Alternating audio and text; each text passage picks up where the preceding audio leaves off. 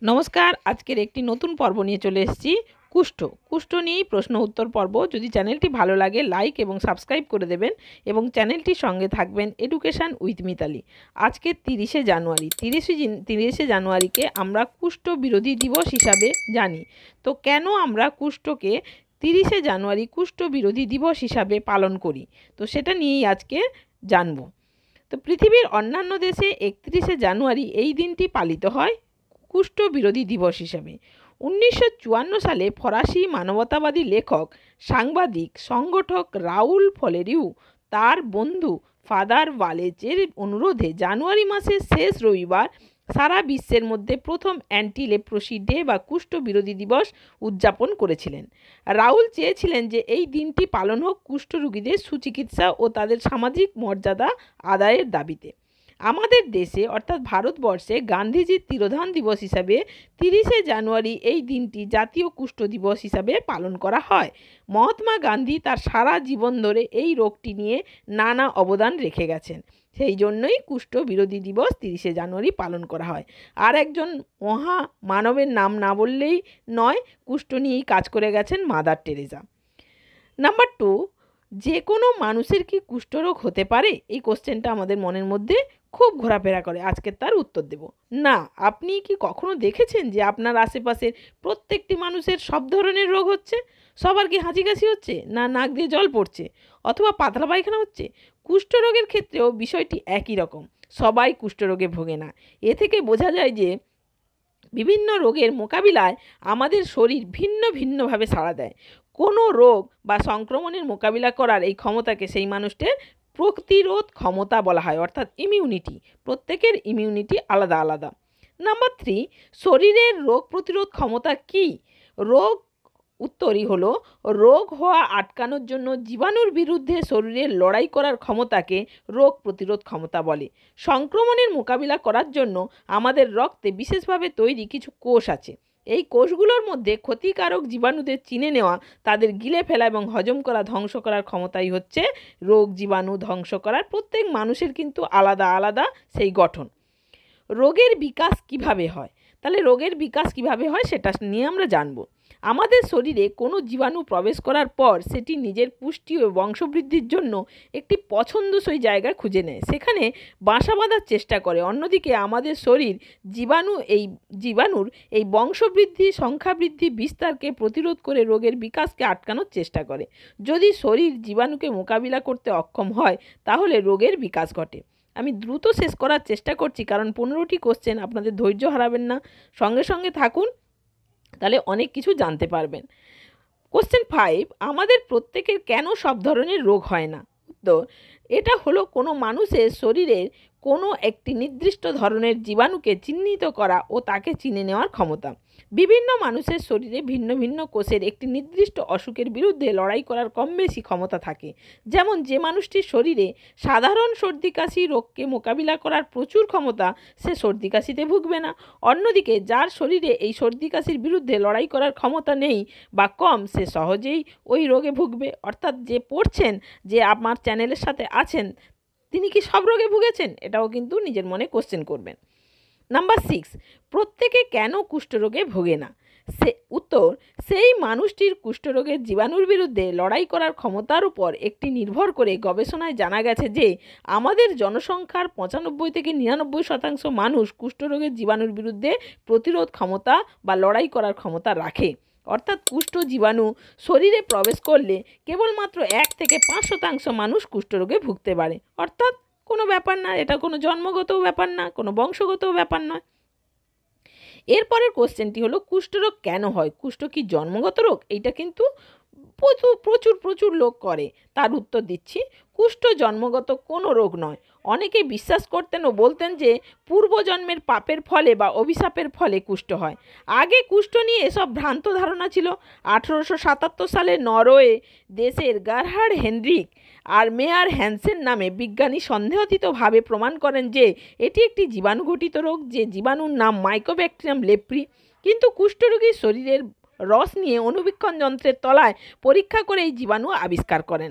অর্থাৎ এই কারণেই আমরা গ্রামে গঞ্জে যারা অনেকেই এসে বলেন যে কুষ্ঠ বলবেন না, আমার কিন্তু একঘরে করে দেবে, তখন তাকে হ্যানসেন রোগ হিসেবে বলা হয়ে থাকে, হ্যাঁ, যাতে অন্য কেউ বুঝতে না পারে। তো এটাই হলো কুষ্ঠ বা লেপ্রসি রোগের জীবাণুর একটি ছবি, যে ছবিটার মাধ্যমে দেখাচ্ছি যে মাইক্রোস্কোপের তলায় যদি দেখি তাহলে ঠিক এই রকম লেপ্রিগুলোকে দেখতে পাবো। এর পরের কোশ্চেনটি হলো কুষ্ঠরোগের প্রাথমিক লক্ষণ কি, কাকে সন্দেহজনক বলবো?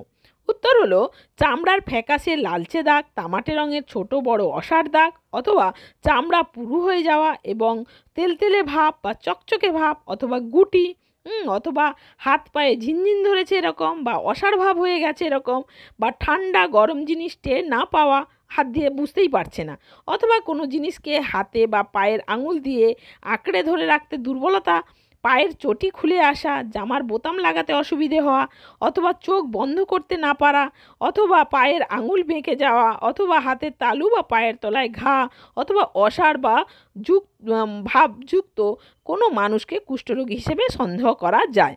তাহলে যখন আউটডোরে অনেক রুগী আসে, একসঙ্গে অনেক রুগী আসে, তাহলে আমরা হিস্ট্রি টেকিংয়ের সময় জিজ্ঞেস করি যে আপনার এরকম কিছু দেখা যাচ্ছে যে জুতো পা থেকে খুলে যায়, যদি হয় বললো যে পায়ের মধ্যে আমি একটা এরকম দেখতে পাচ্ছি, জুতো কি খুলে যায়, তাহলে এই কোশ্চেন কিন্তু ব্যাকে করতে হবে, তাহলে বুঝতে পারা যাবে। এটি একটি দাগ ছবিতে দেখাচ্ছি যে মুখে, এবং হাতেও দেখাচ্ছি যে এটি একটি প্যাচ, হ্যাঁ, হাতে সাদা, সে গরম অনুভব করতে পারে না, সেই রুগী গরম অনুভব করতে পারছে না, গরম কড়াকে ধরে ফেলছে।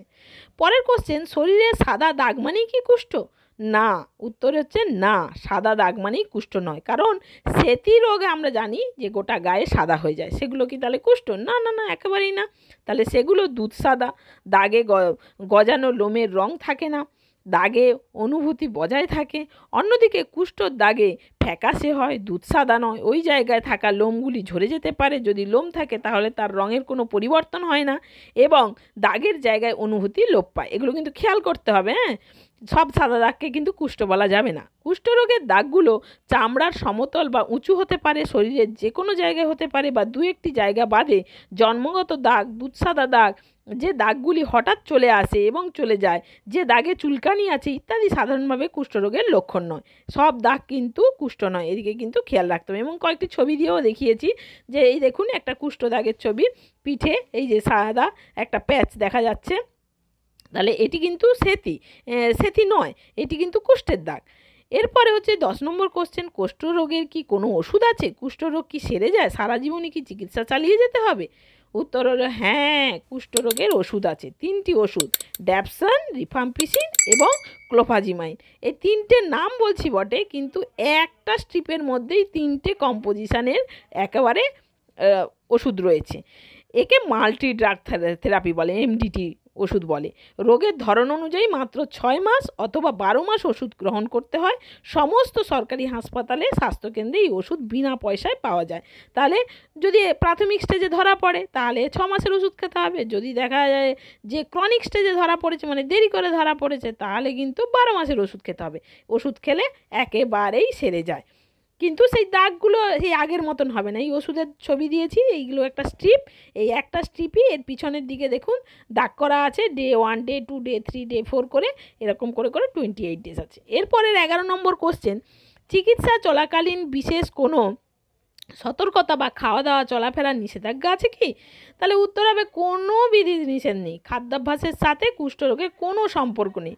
রুগী হিসেবে চিহ্নিত হলে চিকিৎসক রুগীকে পরীক্ষা করে দেখেন যে সে ওই ওষুধ খাওয়ার জন্য শারীরিকভাবে সক্ষম কিনা, তারপরে ওষুধ গ্রহণ চালু হয়। যদি দেখা যায় বেড রিডেন পেশেন্ট, স্যালাইন চলছে, মুখ দিয়ে কিছু খেতে পারছে না, তাহলে ওষুধ দেওয়া যাবে না। কিন্তু সে খেতে পারছে, সব কিছুই করতে পারছে, তাহলে অবশ্যই তাকে ওষুধ দেওয়া যাবে।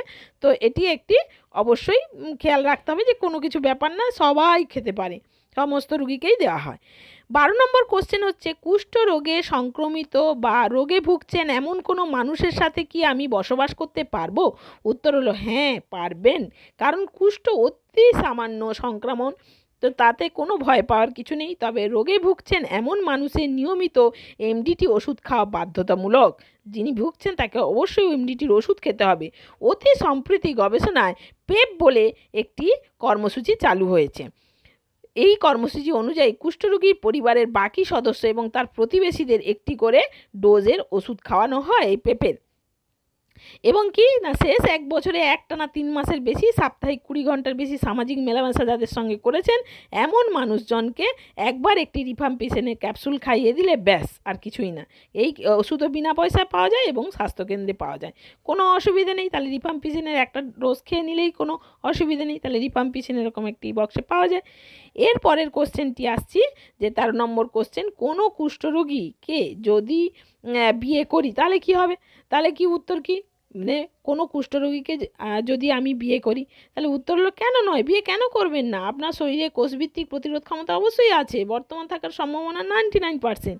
অন্য যে কোনো জুটির মতো আপনার বিবাহিত জীবন স্বাভাবিক হবে। যদি কাউকে প্রয়োজনীয় মাত্রায় এমডিটি দিয়ে চিকিৎসা করা হয় তাহলে তিনি রোগমুক্ত ধরা যায়। মনে রাখবেন, এককালে স্বামী বা স্ত্রী কারুর কুষ্ঠরোগ হলে তার ভিত্তিতে বিবাহ বিচ্ছেদ করা যেত। এককালে, আজ থেকে অনেক অনেক বছর আগে করা যেত, কিন্তু এখন সেই বৈষম্যমূলক আইন এখন বাতিল হয়ে গেছে। কারণ ওষুধ খেলে সেরে যায় যখন, তা নিয়ে কোনো সমস্যা নেই। তাহলে অবশ্যই বিয়ে করতে পারেন, অবশ্যই তার সামাজিক জীবন পালন করতে পারেন, কোনো অসুবিধা নেই। এরপরের কোশ্চেনটি হলো, কুষ্ঠরোগীদের ছেলে মেয়েদের মধ্যে এই রোগ হওয়ার ঝুঁকি আছে কি? উত্তর হলো কুষ্ঠ বংশগত নয়, শরীরের রোগ প্রতিরোধ ক্ষমতার উপর রোগ হওয়া বা না হওয়া নির্ভর করে। আর ঘনিষ্ঠ মেলামেশা ঝুঁকির জন্য ওপরে উল্লেখিত ব্যবস্থা আছে। অতএব কুষ্ঠরোগীর ছেলে মেয়েদের হবে কেন, কোনো অসুবিধা নেই, কোনো ব্যাপার নেই। তাহলে ওষুধটা খেতে হবে, যে ওষুধ চালু করা হয়েছে সেই ওষুধ যদি সে কন্টিনিউ খেয়ে যায় তাহলে তিনি রোগ ছড়াবেন না, তার বাড়ির লোকও সেফ থাকবে। তো সেই জন্য যে রুগী তাকে অবশ্যই ওষুধ খেতে হবে এবং তার প্রতিবেশী এবং বাড়ির লোক যারা অনেক দিন ধরে মেলামেশা করেছেন তাদের সঙ্গে তাহলে পেম মেডিসিনটা খেয়ে নেবেন। তাহলে কুষ্ঠরোগীদের কোনো ভয় নেই। কুষ্ঠরোগী কেন ভয় পাবে? কুষ্ঠ তো একটি অন্যান্য রোগের মতনই রোগ। কুষ্ঠ এসব কুসংস্কার সেগুলো একদম এখন ঝেড়ে ফেলে দিয়ে এখন কুষ্ঠরোগের চিকিৎসায় নিতে হবে। 15 নম্বর কোশ্চেন এবং লাস্ট কোশ্চেন, বাড়িতে রেখে কুষ্ঠরোগীর চিকিৎসা করা যেতে পারে কি? উত্তর হলো হ্যাঁ, রোগীকে বাড়িতে রেখেই চিকিৎসা করাই ভালো। এতে রোগী মানসিকভাবে চাঙ্গা থাকেন। হাসপাতাল বা কুষ্ঠ আশ্রমে কোনো অতিরিক্ত সুবিধে নেই। বাড়ির বাকি সদস্যদের ঝুঁকি থেকে রক্ষার জন্য উপরে উল্লেখিত পেপ ব্যবস্থা আছে। আগে না, অনেক দিন আগে যখন এই কুষ্ঠ নিয়ে এত ভয় ভ্রান্তি পেত তখন কিন্তু পেপটা ছিল না।